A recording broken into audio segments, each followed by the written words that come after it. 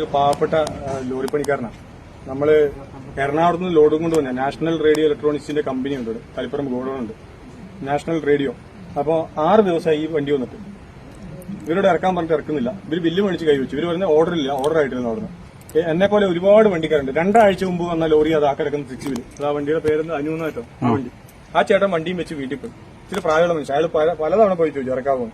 അത് ഗോഡൌൺ എന്ന് വെച്ച് കഴിഞ്ഞാൽ ഒരു കോഴിക്കോടിന്റെ എത്രയേ ഉള്ളൂ. ഇത്രയും വലിയ വണ്ടികൾ ഇറക്കുന്ന ഒരു ഗോഡൌൺ അത്രയും ചെറുതാണ്. അത് സാധനം ഇറക്കാനുള്ള സ്ഥലമില്ല. അതാണ് മെയിൻ പ്രശ്നം. ഞാൻ ഇതിന്റെ മുതലാളിയുടെ അടുത്ത് പോയി കാര്യം പറഞ്ഞു. തളിപ്പറമ്പ് ഓഫീസുണ്ട്. അയാൾ വളരെ പുച്ഛഭാവത്തിൽ നമ്മോട് സംസാരിക്കുന്നത്. ഒരു ഡ്രൈവർ എന്നുള്ള എന്താ പറയുക ഏറ്റവും ബൾഗറായ രീതിയിലാണ് നമ്മളോട് സംസാരിക്കുന്നത്.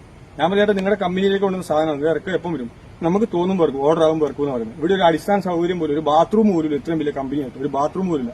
ഈ ബിൽഡിങ്ങിന് പെർമിഷൻ കൊടുത്തത് തന്നെ എനിക്ക് സംശയം തോന്നുന്നുണ്ട്. കാരണം ഒരു ബാത്റൂമും ഇല്ലാത്ത ഒരു ബിൽഡിങ്ങിന് എങ്ങനെ പെർമിഷൻ കൊടുക്കില്ല? അങ്ങനത്തെ ഒരു അവസ്ഥയിൽ ഇവിടെ കാര്യങ്ങൾ ഓടുന്നത്. ഒന്ന് പരമാവധി ഷെയർ ചെയ്യണം കേട്ടോ. ഫുഡ് കഴിക്കണമെങ്കിൽ ഇവിടെ 3 കിലോമീറ്റർ പോകാം. ഇവിടെ മഴയായതുകൊണ്ട് വെച്ച് കഴിക്കാനുള്ള സംവിധാനമില്ല. വണ്ടിയിൽ ഗ്യാസും കാര്യങ്ങളൊക്കെ ഉണ്ട്. പക്ഷെ ഒരു മഴയാണ്, നിങ്ങൾ അറിയുന്നില്ല അവസ്ഥ, അതുപോലത്തെ മഴയാണ്.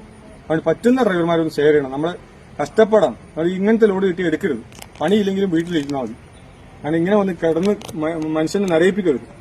ഇത് വർഷങ്ങളായിട്ട് ഇത് തന്നെ ഇവിടെ തുടരുന്നത്. ബാക്കിയുള്ള ഇവിടെ ലോഡ് കൊണ്ടുവരുന്ന ഒരു പ്രാവശ്യം കൊണ്ടുവന്ന ഡ്രൈവർ പിന്നെ കൊണ്ടുവരിക. ഓക്കെ എന്നാൽ